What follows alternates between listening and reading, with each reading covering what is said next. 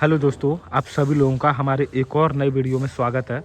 जैसा कि आप सभी लोगों को पता ही होगा कि ये गाड़ी हमने अभी ओलेक्स से ख़रीदी है 1 महीने पहले।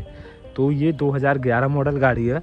तो कल मैं इसको मैकेनिक के पास ले गया था, क्योंकि आपको ये भी पता होगा अगर आपने पहला दूसरा वीडियो देखा कि इस गाड़ी में मेरे साथ स्कैम हो गया। मैंने ओलेक्स पे ख़रीद लिया तो एक तरीके से फ्रॉड हो गया, सीधी सीधी बात करें चीटिंग हो गई, क्योंकि मुझे जानकारी थी नहीं।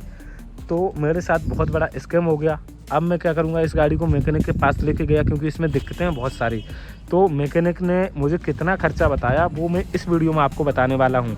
मैकेनिक ने मुझे क्या क्या चीज़ें रिप्लेस करने को बताई और कितना खर्चा आएगा, तो मैं इस वीडियो में आपको बताता हूँ। इससे पहले एक चीज़ बता देता हूँ दोस्तों कि देखो, आजकल लोग टाटा की गाड़ियाँ क्यों ले रहे हैं, क्योंकि उस गाड़ी की बिल्ड क्वालिटी बहुत बढ़िया है, ठीक है। और मारुति गाड़ियाँ क्यों बिकती हैं, क्योंकि उस गाड़ी की रिलायबिलिटी बहुत बढ़िया है, इंजन बहुत स्मूथ है, ठीक है, अननेसेसरी खर्चा नहीं मांगते हैं। तो ये हुंडई की यूज्ड i10 गाड़ी दोनों ही चीज़ों का कॉम्बिनेशन है। जब हम इसका बोनट उठा के बंद करेंगे या फिर गेट लगाएंगे, इस तरीके से देख सकते हो, तो ऐसा लगता है कि इसकी बॉडी बहुत स्ट्रॉन्ग है। और ये हकीकत बात है कि जो पुरानी हुंडई की गाड़ियाँ उसकी बॉडी बहुत ज़्यादा स्ट्रॉन्ग आती थी। तो इस गाड़ी में हम सबसे पहले ये बात करेंगे कि मिस्त्री ने हमें क्या क्या खर्चा बताया। तो चलिए टाइम स्पेंड ना करते हुए सबसे पहले हम वही चीज़ें बताते हैं।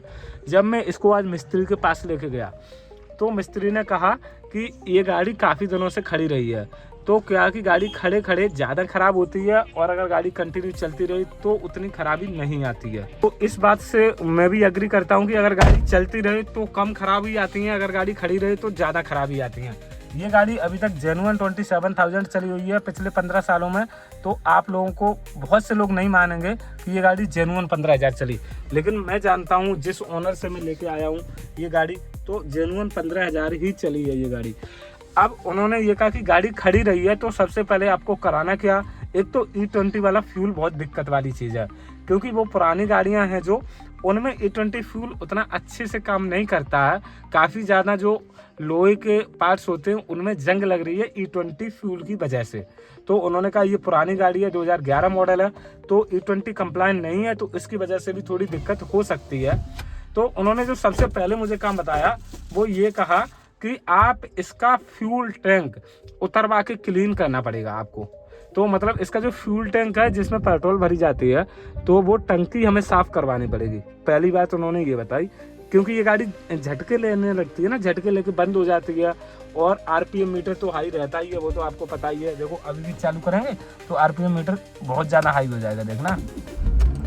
देखो 2000 से चला गया। अभी ये देखो मेरा कोई पैर तो नहीं है इस पर एक्सीलरेटर पे, और ये कितने पे है, ये 1200 से ऊपर 1300 के आसपास है, जबकि जो आइडियल RPM होता है वो 800 के आसपास रहता है। तो ये तो दिक्कत है ही इसमें। अब दूसरी क्या कि फ्यूल टैंक साफ होगा। उसके बाद उन्होंने जो हमें कमी बताई है दूसरी, कि हो सकता है इसके फ्यूल मोटर में भी गड़बड़ी हो।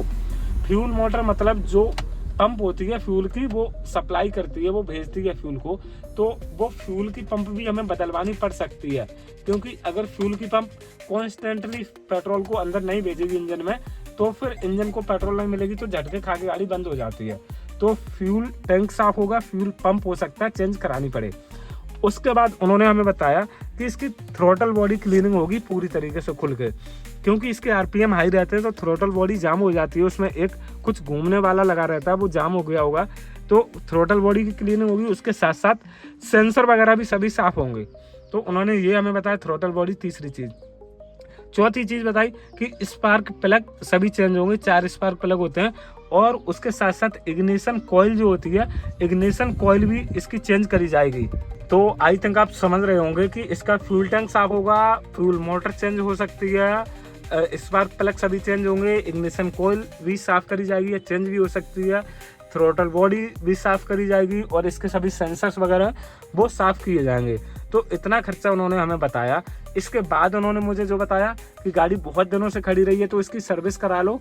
सर्विस में क्या, इसका ऑयल चेंज होगा, जो आप 5 लीटर का डालते हैं शायद वही, और इसके साथ साथ इसमें एक एयर फिल्टर कुछ होता है वो चेंज बताया होने के लिए, और एक ऑयल फिल्टर भी मुझे बताया। तो ये सब चीज़ें चेंज होंगी। उसके बाद अगर फिर भी दिक्कत आती है तो क्लच प्लेट चेंज होंगी, क्लच प्लेट भी चेंज हो सकती है क्योंकि काफ़ी दिनों से गाड़ी खड़ी रही है। उसके अलावा ब्रेक पैड वगैरह खुल के चेक होंगे, ब्रेक पैड भी हो सकते हैं चेंज, जो सब चीज़ें मतलब कंप्लीट सर्विस होगी। और उसकी कॉस्ट जो बताई है हमें, देखो Hyundai के अगर हम सर्विस सेंटर से कराते हैं तो इसकी कॉस्ट करीब पहुंच जाएगी 25,000 के आसपास, क्योंकि कंप्लीट सब चीज़ें चेक होंगी। तो उन्होंने बताया कि बड़ी सर्विस होती है तो 20 से 25,000 Hyundai के सर्विस सेंटर में लग जाएगा खर्चा। और अगर हम मार्केट में किसी मैकेनिक को दिखाते हैं, लोकल मैकेनिक को, तो वहाँ पे खर्चा आएगा 10,000 के आसपास का। तो मैंने लोकल मैकेनिक को दिखाया था, उसने बताया कि 10,000 रुपये आप इसमें लगा दो तो ये गाड़ी एकदम सही हो जाएगी, रॉकेट की तरीके से चलेगी। और उन्होंने चेक करने के बाद बताया कि इसके सिलेंडर वगैरह सभी सही है, सिलेंडर में कोई काम नहीं है, हेड में कोई काम नहीं है। तो उन्होंने बताया कि 10,000 रुपये लगा दो, ये गाड़ी रॉकेट की तरीके से हो जाएगी, फिर इस गाड़ी को आपका बेचने का मन नहीं करेगा। ये भी बताया क्योंकि गाड़ी बढ़िया हो जाएगी। ये गाड़ी उन्होंने बताया कि बहुत रिलायबल गाड़ी है और बहुत अच्छी क्वांटिटी में ये गाड़ी बिकी हुई है, बहुत अच्छे नंबर्स में लोगों ने इस गाड़ी को लिया है। जो भी पैसे वाले लोग थे उनके पास बड़ी गाड़ी तो होती थी, साथ ही साथ एक i10 गाड़ी भी देखने को मिलती थी। तो इसका मतलब ये गाड़ी बहुत रिलायबल है और फन टू ड्राइव गाड़ी है, मज़ा आएगा चलाने में। तो अब मैंने भी यही सोचा कि देखो नई गाड़ी लेने का अभी बजट नहीं है, नई गाड़ी लेते हैं तो आप सब लोगों ने मुझे बताया कि EMI की ट्रम में फंस जाते हैं लोग, फिर वो उसी में उलझे रहते हैं। तो मुझे भी ऐसा लगता है कि नई गाड़ी नहीं लेनी चाहिए, क्योंकि इतनी यूज गाड़ियां बिकती हैं तो कहीं ना कहीं वो इन चीज़ों पे विश्वास करते हैं तभी तो लेते हैं। तो मैं अब नई गाड़ी नहीं लेने का प्लान बना रहा हूँ। तो आप सब लोगों ने हमारी बहुत हेल्प करी, आप सब लोगों ने बहुत अच्छा गाइडेंस दिया मुझे। बहुत सभी लोगों ने यही बताया था कि इग्निशन कॉइल, स्पार्क प्लग वगैरह चेंज कराओ, फ्यूल की टैंक साफ कराओ और फ्यूल मोटर चेंज करानी है। कुछ लोगों ने हमें क्लच प्लेट बताई, कुछ लोगों ने कहा कि इसके सेंसर्स वगैरह साफ कराओ। तो यही मैकेनिक ने मुझे बताया। आप सब लोगों ने बहुत अच्छा गाइड किया और आप लोगों ने मुझे ये बताया कि नई गाड़ी ऑल्टो K10 एस्प्रेसो या सेलेरियो जो भी है, तो अभी आप EMI की ट्रम में मत फंसो, इसे ही सही करा लो और ये गाड़ी वास्तव में बहुत अच्छी चलेगी। और इस गाड़ी में जैसा कि मैंने पहले भी बताया, मुझे बहुत अच्छी चीज़ लगी, इसकी बिल्ड क्वालिटी बहुत अच्छी है। तो आई थिंक आप लोगों ने भी सही गाइड किया था कि यही गाड़ी सही करा लो। तो मेरा भी अब यही प्लान है कि मैं 10,000 रुपये लगा के इसको सही कराता हूँ मिस्त्री को, फिर मैं आपको बताता हूँ कि इस गाड़ी की प्रॉब्लम्स ठीक हुई या नहीं हुई।